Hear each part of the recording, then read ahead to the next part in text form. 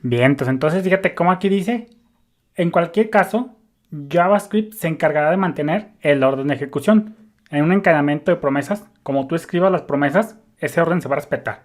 Dice, simplemente esto se dice para que entiendas que los cálculos asíncronos pueden terminar antes, después o literalmente al mismo tiempo de que un return den, de que el return de un den retorne, salga. Entonces, eso para que lo consideres. Ahorita vamos a poner un ejemplo para desmitificar lo que se procesa. Ya lo vimos de todos modos, lo que se procesa literalmente de forma síncrona y lo que se ejecuta de forma asíncrona. De momento vamos a seguir acá con nuestras notas. Vamos a ponerle acá esto. Vámonos con un moradito. Ahorita vamos a regresarnos a esto. Ya con un ejemplo vamos a desmenuzar todo esto. Vámonos a la letra 20 y seguimos acá las notas. Dice, cuando pasas, esto es otra explicación. Vamos a ponerle por acá. Y dice, cuando pasas, letra 20. Pum, ahí lo tenemos. Dice, cuando pasas una callback. En este caso vamos a poner el nombre de... ¿qué te diré? Una callback M, por ejemplo. Cuando pasas una callback M, pongámosle de nombre M. Cuando pasas una callback M al método then devuelve una promesa. Vamos a decirle una promesa que se llame representada por P. Y se encarga de invocar asíncronamente a M, que es la callback, en algún M. Vamos a ponerle a M eventualmente. ¿Y qué quiero decir por eventualmente? Eventualmente quiere decir en este caso en algún momento futuro, posterior. Entonces aquí vamos a formatear esta notita. Vamos a ponerle justo por acá y la vamos a volver a leer.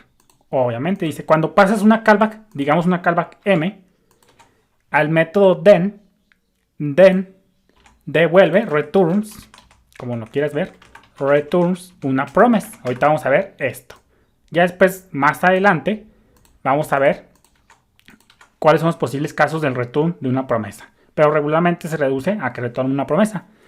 Dice, cuando pasas una callback, digamos una callback que se llame M, al método then retorna una promesa, digámosle una promesa P, y se encarga de invocar asíncronamente a M. Se encarga de invocar asíncronamente a M. Eventualmente. Y entiéndase por eventualmente en algún momento futuro, posterior. Entonces, ese es el primer paso.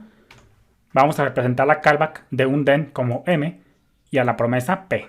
Entonces, eso para que lo consideres. Y luego dice por acá.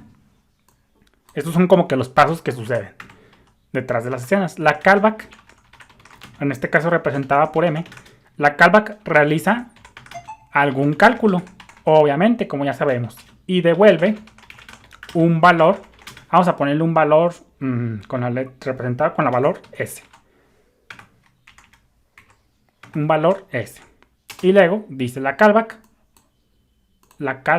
M, la que le pasamos, la que le instalamos al método then, realiza algún cálculo y devuelve un valor S. Todo muy bien. Entonces, vamos a seguirle por acá.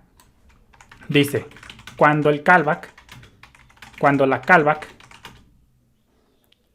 returns, retorna, devuelve, es lo mismo. La promesa representada por P. Esta es la clave, se resolved con el valor S.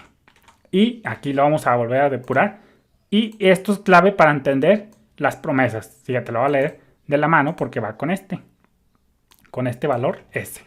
Lo que te decía, el return de un método then hasta cierto punto es el input de la callback de un then. Acuérdate que en la callback de un then nos recibimos por defecto, eso nos lo pasa JavaScript detrás de las escenas, En la callback de un den, tú puedes retornar, tú puedes ahora sí que obtener una input, como ahora sí que es esa input va a ser el resultado del cálculo asíncrono. Dice, la callback M va a realizar algún cálculo y devuelve un valor S. Entonces, en este caso, un valor S, vamos a poner la notita. Vamos a poner S por acá. Ese valor S, ese valor representado en este caso por el valor S, por poner un nombre, puede ser entre muchas cosas, un objeto promise. Dice, ese valor S puede ser entre muchas cosas, porque vamos a ver que puede ser muchas cosas, un promise. Casi siempre se va a reducir, si no es que siempre se va a reducir, a que retorna una promesa. Otra cosa es que a lo mejor no se vea explícitamente. Dice, ese valor S, ese valor representado por S en nuestro diagrama, puede ser entre muchas cosas un objeto promise. Entonces acá dice, una vez que la callback realiza algún cálculo y devuelve un valor S, todo muy bien. Y ya todo muy bien. Dice, cuando la callback retorna, es decir, la callback, en este caso pues viene siendo la callback instalada en un den. Cuando la callback retorna, revuelve un valor P, que en este caso fue la promesa que estamos representando. P, vamos a ponerlo por acá. P, que viene siendo este. Cuando la callback retorna, P se resuelve con el valor S. Efectivamente, es lo que te decía y esto es clave, muy clave para entender cómo funcionan las promesas detrás de las escenas. Y aquí es lo que yo te decía, el return que tú le pones en un den, el return de un den, efectivamente, eso es lo que una promesa, o sea, el método den va a retornar una promesa. Entre muchas cosas, todo se va a reducir a una promesa. Todo muy bien. Entonces, esa promesa que retorna un den se va a resolver, y aquí ya la diferencia entre fulfilled y resolved. El return de un den, la promesa que retorna un den, se va a resolver al return que tú le pongas en el den. Así, efectivamente, puede ser algo confuso, pero no te preocupes, ahorita lo vamos a desmitificar.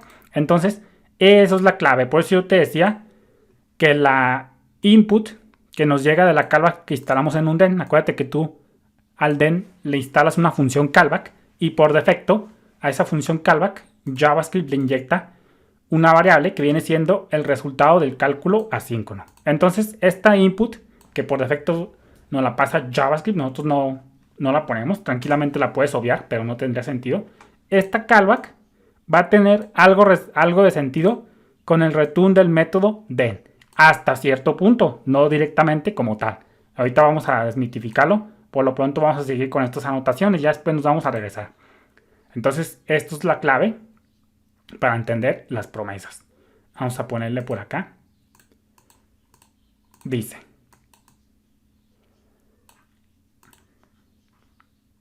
Vamos a ponerle por acá.